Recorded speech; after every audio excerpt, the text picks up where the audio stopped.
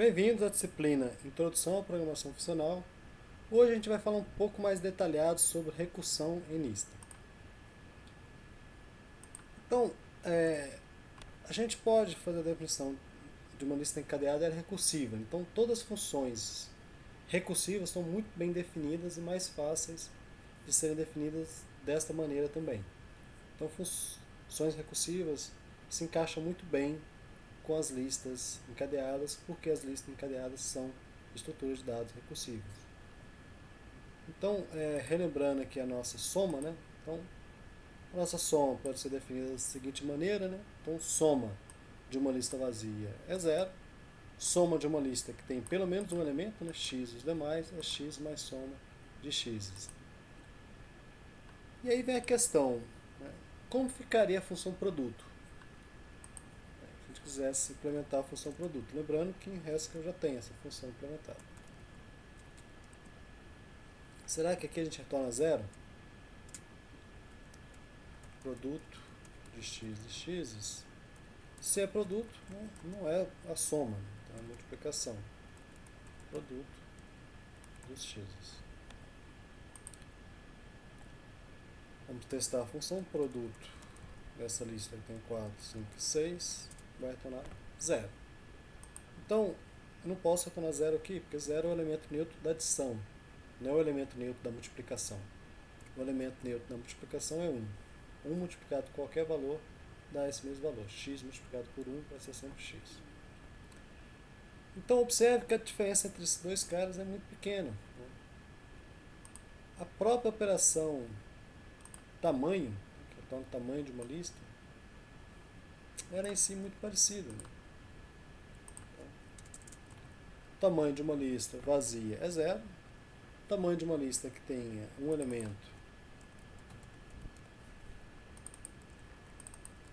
e os demais é 1 mais elementos demais.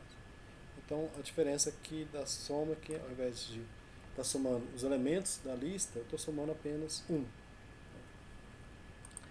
Então a gente vai ver na frente que esses padrões, né, podem ser implementados utilizando funções de alta ordem.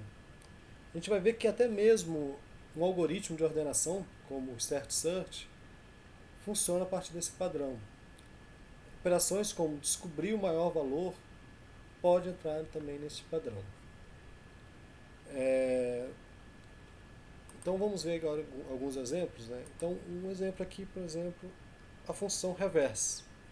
Essa função reverse, ela pega uma lista e inverte essa lista.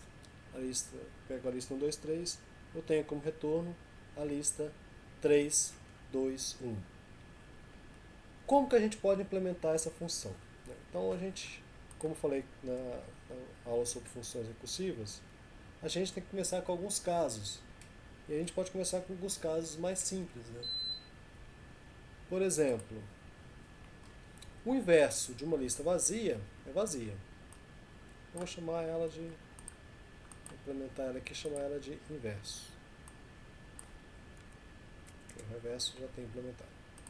Então, inverso. O inverso de uma lista vazia é uma lista vazia. E eu posso testar. O inverso de uma lista vazia é uma lista vazia. Primeiro caso. Vamos para outro caso simples. Qual é o segundo caso simples? O inverso de uma lista que tem apenas um único elemento. Inverter uma lista que tem apenas um elemento é muito simples também. Né? Inverter uma lista que tem apenas um elemento é essa lista que tem apenas um elemento. Observe que eu posso usar esse padrão, né? Ou poderia usar esse padrão aqui. Funciona para os dois casos. Né? Então eu posso testar agora. Salvar aqui, né? Para limpar. Então eu já consigo ver o inverso de uma lista vazia e o inverso de uma lista que tem um elemento apenas. O inverso de uma lista que tem dois elementos não está definido. E uma lista de dois elementos, eu posso até usar um caso também. Né? Então uma lista, um reverso de uma lista com dois elementos, x e y, igual a y e x. Também é fácil. Inverso de uma lista x e y é igual a y e x.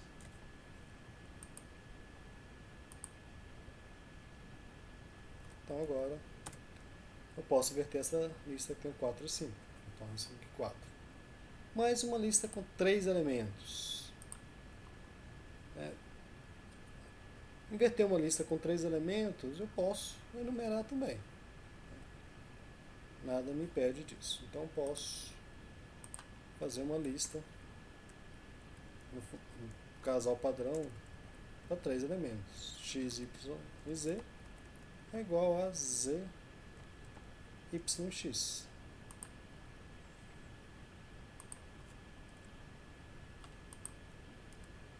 Quatro, 5, 6 vai retornar 6, 5, 4. Então, se eu estivesse trabalhando com teste de unidades, eu poderia ter um teste de unidade para cada um desses elementos, e aí estaria passando um teste de unidade para até uma lista com 3 elementos. Mas a gente não pode ficar infinitamente escrevendo isso enumeradamente, né? Então a gente pode tentar agora generalizar. Se a gente pensar aqui no último caso, base, por exemplo, o reverso de uma lista com 3 elementos é o reverso da lista com 2 elementos apenas, e aí eu vou pegar o 1 que estava lá no início da lista e jogar ele para o final. Então o reverso de 3 elementos podia ser implementado dessa maneira aqui, que era um pouco mais simples. Então, o reverso de x, y, z é o reverso de y e x. Não, reverso de y e z, né? Desculpa. Reverso de y e z concatenado com o x.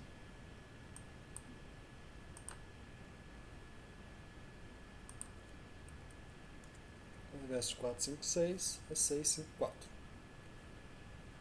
E aí mas aqui ainda está funcionando apenas para 3 elementos, né? Então, como que seria a minha definição?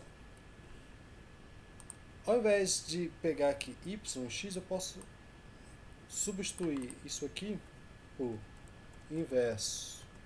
Eu preciso do primeiro elemento, x, e os demais, x, né? É igual ao reverso. Y e z seria equivalente a quem? Inverso, né?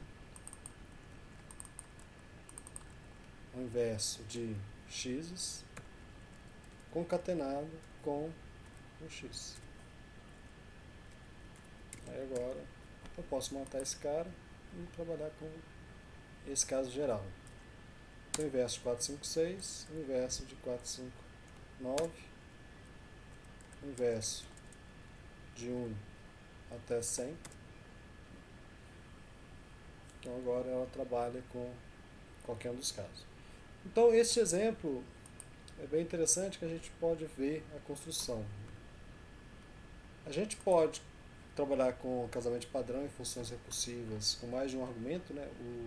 A função zip, né? É um exemplo interessante. Ela pega 2 listas e retorna uma lista de tuplas.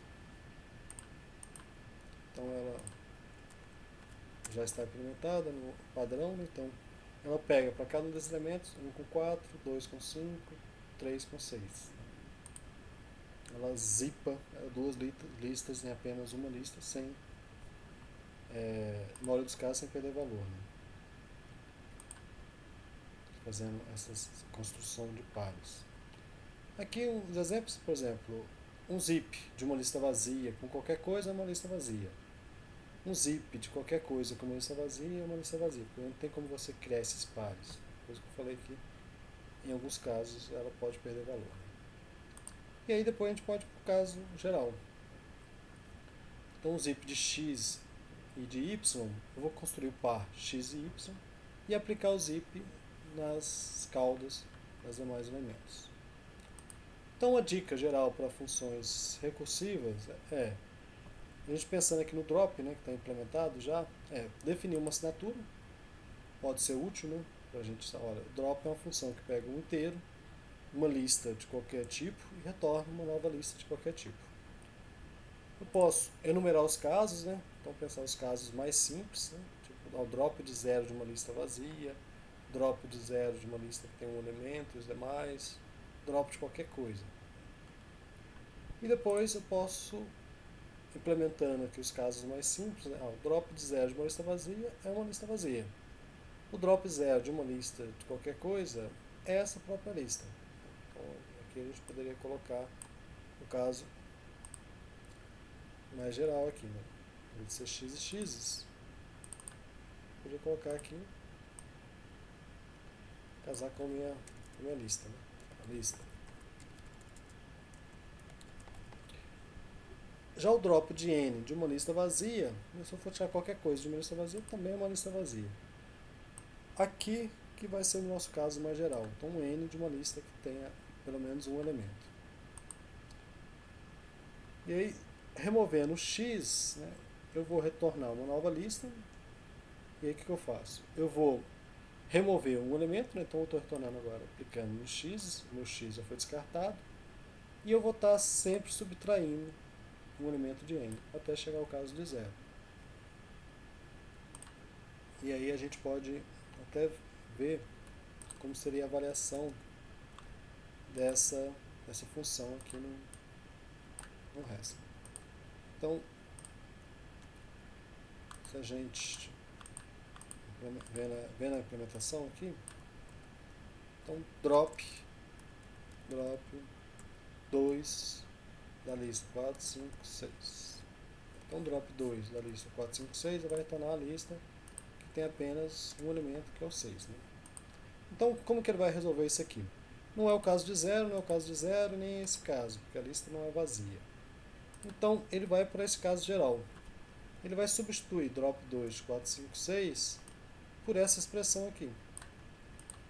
Drop de 1, né? E x. X é quem? 5 e 6. Drop 1, 5 e 6, ele vai substituir, né, também por essa expressão, que vai ser o drop de 0 e 6. Aí no caso, o drop de 0 e 6, né, ele vai entrar nesse caso aqui. 0 e uma lista. E aí vai retornar quem? Essa própria lista. O próprio 6. Ok? Então, e aí a gente pode simplificar, né? Então, alguns casos podem ser eliminados, outros podem ser mantidos até por questões de eficiência, mas a gente aqui tem então um caso, um drop de qualquer coisa em uma lista vazia é uma lista vazia, o drop de 0 e x é o próximo por x, e o drop de n, x e x vai entrar nesse caso geral. Então no próximo vídeo a gente vai falar sobre compreensão de listas.